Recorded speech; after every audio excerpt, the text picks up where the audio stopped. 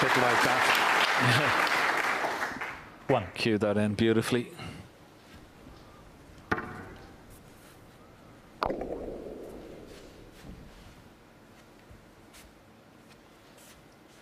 Just a little bit too far for the blue, so that's why he's going to take the yellow.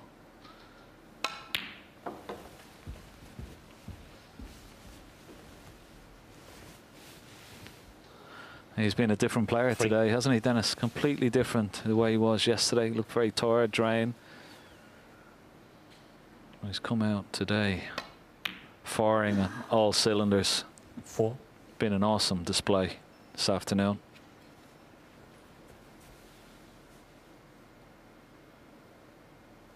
I mean, the semi-final against Mark Selby was remarkable as well. He looked as if he was heading out. Mark Selby was playing 6. well, and Ronnie was having a little fling of the cue at all sorts, and then he produced 3 magical frames, including 7. a break of 138.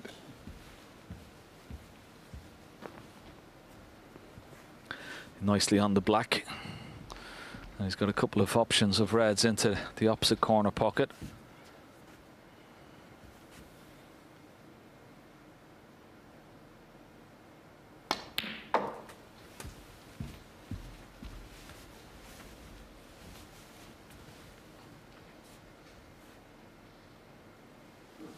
$14.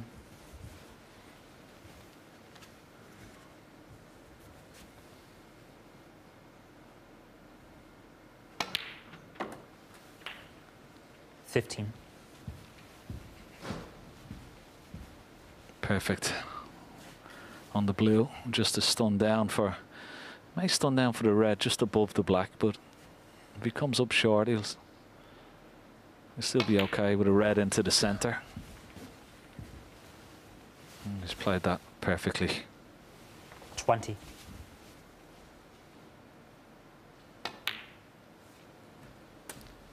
$21. 2 of his 5 world titles that he won.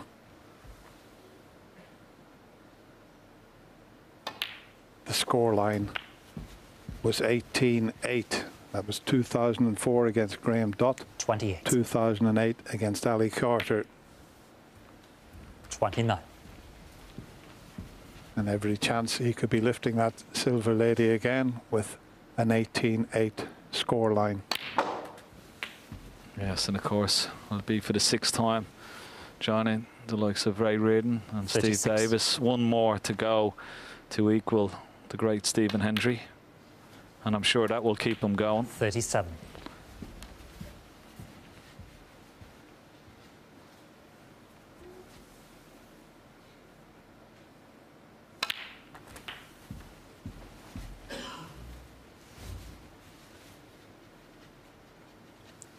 $44. And it's a World Championship that's had 45. everything, Dennis. Lots of wonderful stories, lots of drama. The 147 and those 2 semi-finals. What a treat we've had over the last 17 days. 50. That's the end. And look at Karen Wilson in the background. He's one of the nicest lads you could ever wish to meet. He's got all his family here with him, and he's got nothing to be ashamed of. He has put up a fantastic 58. display throughout this year's Betfred World Championship. He really has. 59. And if he carries on the way he's doing, it's only a matter of time before he does lift the world title. Yeah, couldn't agree more. And beautiful act of sportsmanship there, clapping for Ronnie O'Sullivan. 66.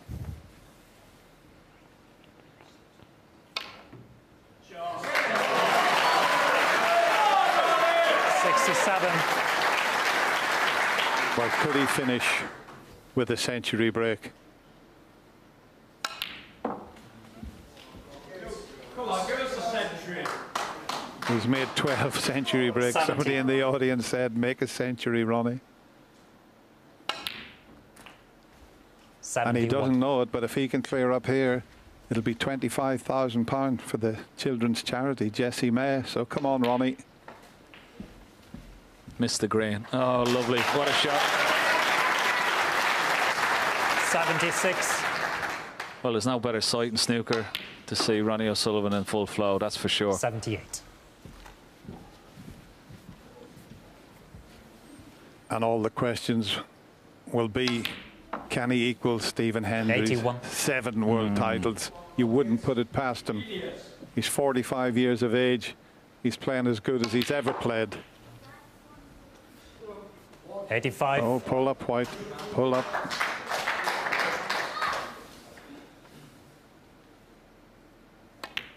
As all great champions do, Dennis. They finish in style. And they're certainly doing that now. Don't hit the black full ball. Just flick off it. Flick the black. 96. Take your time, Ronnie. He's miscued. Unbelievable, no century break. One opportunity and great sportsmanship from Kyron Wilson. And nice to see the two players having a chat there. 6 world titles for Rocket Ronnie O'Sullivan. Unbelievable. Just one away from Stephen Hendry's record. It's great to see them chatting away. But Ronnie O'Sullivan is the 2020 Betfred World Snooker Champion. Well played to both players.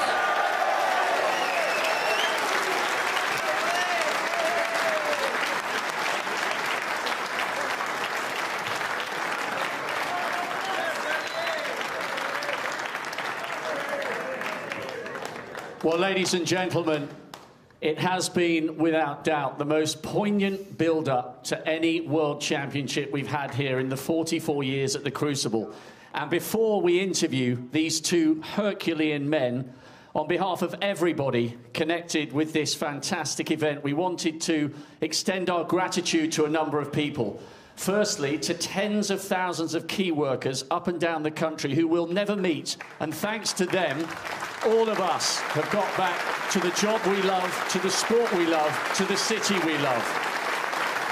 Equally, to all the familiar faces here at the Crucible, their staff and the World Snooker staff who've put an incredible amount of health and safety in place.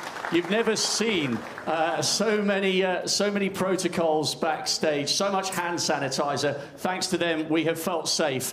And lastly, thanks not only to these two, but to all 31 professional snooker players who turned up here in Sheffield on day one to bare their souls to the world and entertain us for 17 long days and remind us what a big part of our lives sport is and will continue to be for many years to come.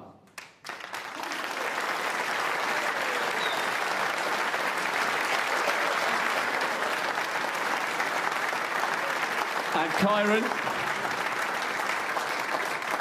I'd like nothing more than to give you a hug at the moment. I can't, for all the obvious reasons. This has been an absolutely incredible run to your maiden final. Only 30 men have ever played in the Sports Ultimate Match. That's how hard it is to get here. You should be so proud of what you've achieved over these 17 days.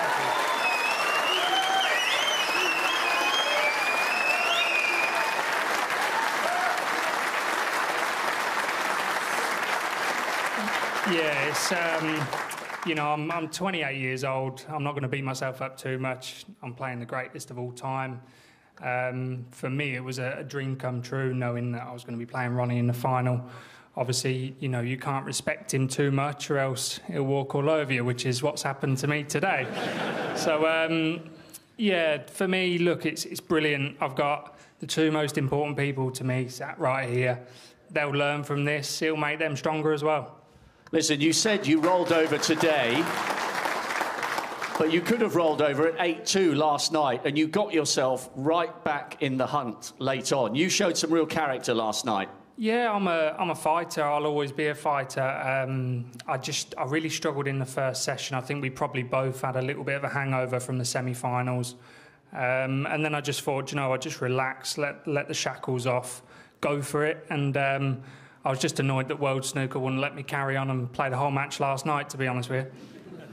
Well, you mentioned that semi-final. I've got to tell, I'm not sure whether your brother Taylor told you this, but he came into the press room and spoke to us and said at the beginning of that frame, he didn't know whether he was going to wet himself or be sick. And he walked 6 miles round the circumference of Sheffield. There were millions of people glued to their televisions. You somehow scraped yourself off the floor. That semi-final victory to book this maiden final was breathtaking, and it will never, ever be forgotten. We're not quite sure how you came through that.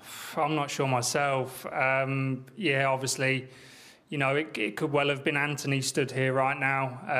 I got... Anthony, yeah. Yeah, I was a bit lucky in the decider, but yeah, it was a phenomenal match, one that I'll remember for the rest of my life. And yeah, hopefully, obviously, me and Anthony have a few more battles here over the years. But look, at the end of the day, the night belongs to Ronnie. He was amazing throughout the final, shown his class when he probably wasn't quite at his best, and still stuck it out. So he was awesome this morning, especially as well. I was very impressed. Well, that shows incredible class that you are, once again, turning the spotlight on Ronnie. One other thing I'd like to ask you. People sometimes say there are no characters in snooker anymore. It's absolute rubbish. Yours has been an incredible journey. It's only a few years ago you were off the tour, playing a little bit for fun, working in a bar. You've had these two fantastic young men added to your life. It's lit a fire underneath you, and here you are up at world number 6. This has been a great journey, and it continues to be so. Thank you very much. Yeah, it's lockdowns lit a fire on my head as well. The hair dye. Yeah, look, at the end of the day, I've got phenomenal family, friends, coach, sponsors, everything behind me. I'm a very lucky young man at 28 to have what I have and be playing the sport that I love, and it's given me an amazing life. And to perform in front of you guys has been an honour, and I'm glad that obviously the crowd were allowed in for the final. It's been amazing to perform in front of you guys. Kyron, spoken like a true champion. You have won 3 ranking titles, and hopefully there will be a Triple Crown triumph coming soon. I can't hand you the silver medal, but would you please step forward to collect your runner-up medal and your cheque, yeah, that one, and your cheque for £200,000. Kyron Wilson, ladies and gents. Can we hug?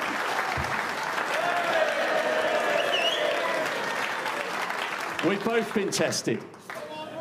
Ladies and gents, we are in the presence of sporting greatness. History has been made tonight by Ronnie O'Sullivan. Absolutely incredible. Your 6th world title, and now you are tied with Reardon and Davis. Amazing. Yeah, no, yeah. I mean, I never really think about titles, because when I was a kid, I never dreamed I'd be here. I just was playing for the fun of the game, and I still try and play for the fun of it. But to be here and, you know, I've had all them victories, and, you know, it's it's a dream, but it's kind of becoming a bit of a reality as well. So it's nice to be living your dream in that sort of way, you know. Your last title was 2013. Was there a spell during those years where you thought you might never get your hands on the Silver Lady again? Yeah, you can never say never, but there was a part of me that decided that, you know, I probably didn't play enough, and I still probably don't play enough to justify winning, you know, a tournament of this stature, you know, because it's an endurance test, and if I'm not really an endurance type snooker player, because I don't compete enough. But, you know, the lockdown gave me a chance to play on some decent, you know, because I haven't even got a practice facility, believe it or not. So my friend installed a couple of tables in his office in London, so I was able to play on good tables for a change, which was great. And I come here feeling comfortable with my tools, really. So I had a half a chance. I never expected to win it, though, to be honest with you. Spoken with real modesty for a guy that's lifted it 5 times and now 6.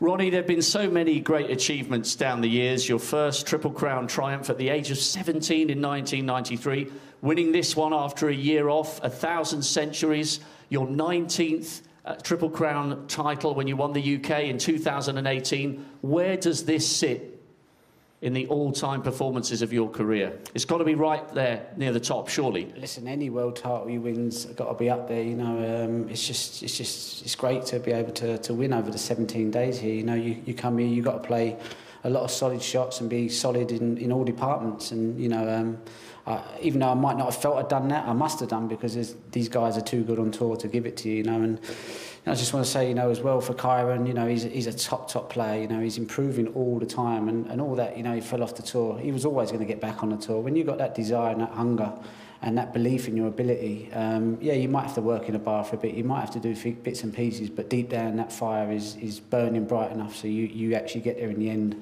And you know, so he's a winner, and he will win this tournament one day. Not to put too much pressure on him, but he is a country mile above everybody else around his age, and he'll be the first to admit that he's always watching the Higginses, the Williamses, and the likes of them players, because he wants to raise that bar as well. So when someone's that student about their sport, you know that they're going to have plenty of good days as well. So his time's definitely going to come.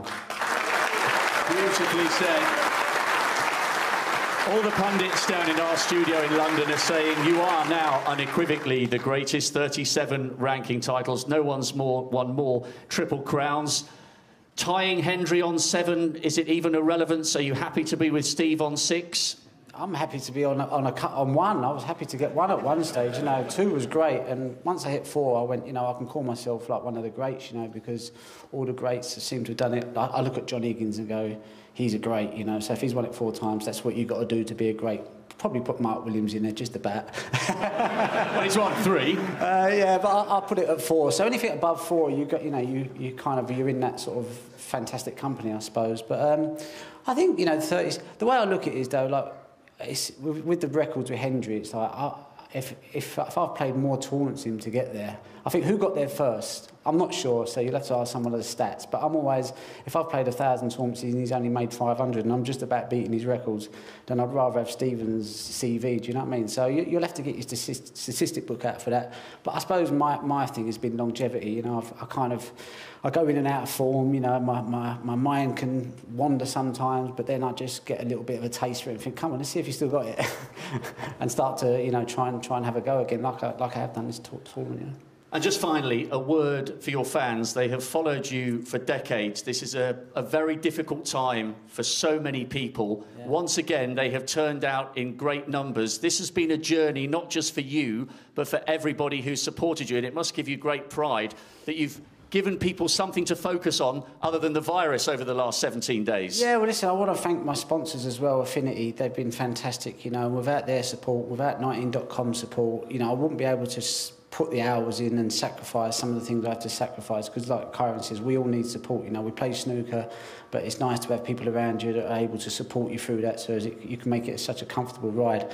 And hopefully Affinity are going to try and create a wonderful app where they can sort me out the perfect cue action, because they're good at doing that stuff. So I've given them a task. I said, come on, create it so as I can, like, you know, get the perfect cue action, because, you know, as snooker players, that's all we want to do. That's all. Listen, when you put in 5 or 6 hours in a day, it's not because you like the sound of the balls hitting the back of the pocket. It's like, can I be hitting it straight enough so as when I come and play under pressure, it stands up? And that's why we put all the hours in, not because, you know, we'd rather be sitting there watching Match of the Day, to be honest, or watching you hanging off of some boat interviewing someone while he's doing the rowing. You know? Well, that was a long time ago, as was your first major triumph. 27 years of longevity, ladies and gentlemen. There is only one Ronnie O'Sullivan.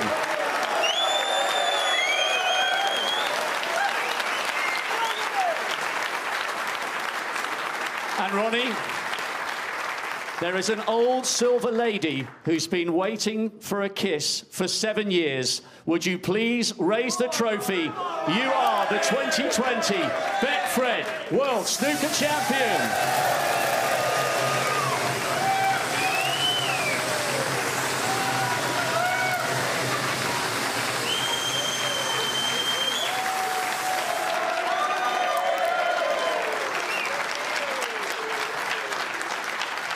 Congratulations, Ronnie O'Sullivan. You are looking at one of the greatest sports stars this country has ever produced. No doubt about it. And he has fine television choice as well. He watches Match of the Day, JP. Oh, man of my own heart. But we really should cherish him, to be honest with you. I mean, he's got fantastic longevity, but how many more years he'll go on for playing, I don't know. But it's a treat watching him play. When he plays properly, there's nobody quite like him.